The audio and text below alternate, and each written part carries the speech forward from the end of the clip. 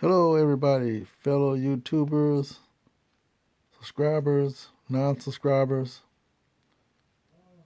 anyone out there.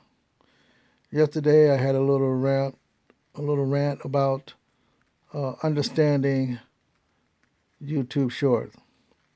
And that rant came about because yesterday I had a hard time uploading a short that I took.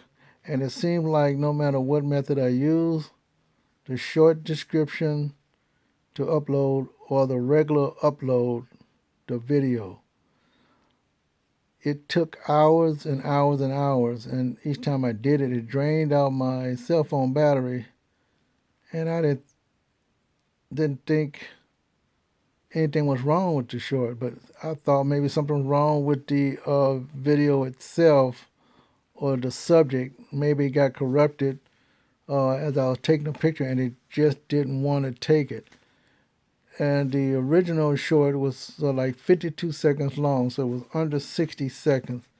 And I just got to listening to one of the Nimmin brothers about YouTube Shorts. And so I thought about it today, thought about it, how can I get this thing uploaded as a YouTube short? And it's under 60 seconds. It was like 52 seconds. Well, anyway, to make a long story short, or make a short story longer, I decided, well, I'm going to use one of my editing programs because I said what I wanted to say and I didn't want to diminish how I said it when I was photographing, vlogging the short. And so what I did was I shortened the length of the video by at least almost 30 seconds. So it was down to like, I think 27, 28, or 30 seconds, so somewhere around there. And long and behold, it uploaded with ease. And my YouTube short became successful.